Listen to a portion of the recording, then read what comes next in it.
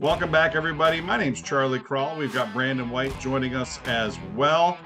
And today we are talking to Brent Crews. Brent will be making his ARCA Menards Series debut for Venturini Motorsports this weekend. Brent, you excited? Yeah, very excited to say the least. Should be a big weekend. We're going to throw you to the wolves on a road course and a dirt mile. And I understand you've got some road racing experience. Do you have any dirt track experience to your name?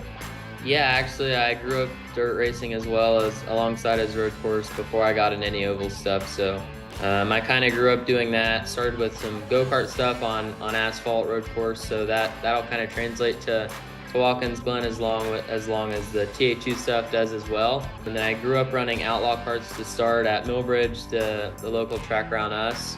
That a lot of the NASCAR stars still run today, as long as Kyle Larson, Ricky Stenhouse still does a little bit, and people like that. So for sure that'll help, I think, with the dirt side of things. I ran some midgets at Chili Bowl, did some 410 sprint cars as well. Usually when drivers make their debut in the ARCA Menards Series, they have like a week or even a few weeks to prepare for the next race. But for you, I mean, you got two races back to back, Watkins Glen on Friday, Springfield on Sunday. So like, how are you feeling going into what's going to be like a hectic debut weekend for you?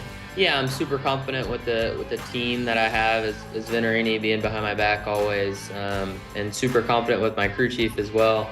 Worked with him a lot in the past for sure, along with Sim. So super confident on that side of things, and then I'm confident in myself with the prep I've done and the videos I've got to watch and learn also from Sim. So I got some friends in ARCA as well, so getting some tips from them for sure helps. And then being able to have the experience I have at Watkins Glen for sure. I've never been to Springfield, but I got to run the TA2 race last year at Watkins Glen, so I already got a pretty good idea.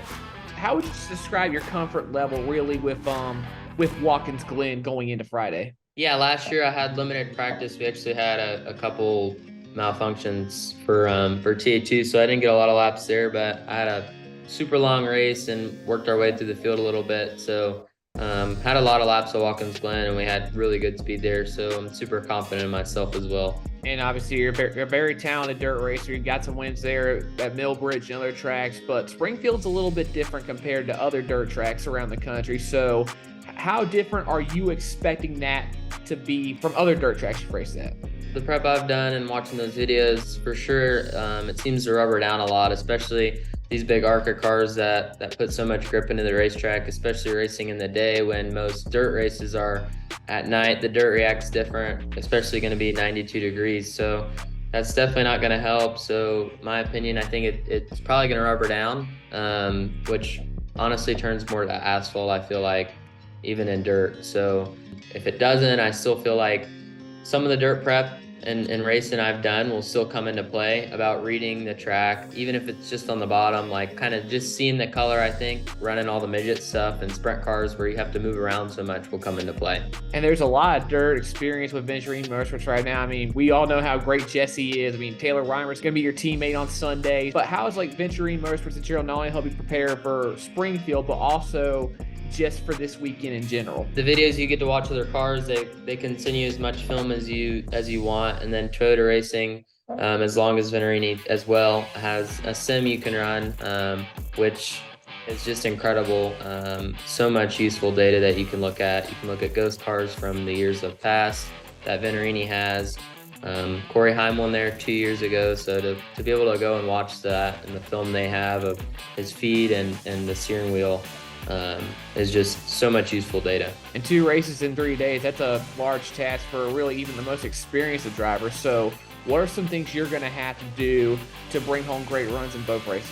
You're just going to have to watch your body as well. You're going to make sure to stay hydrated for sure. I think it's the number one thing. It's going to be super hot both days, honestly, even though you're different parts of the country. So just to stay hydrated and keep yourself confident.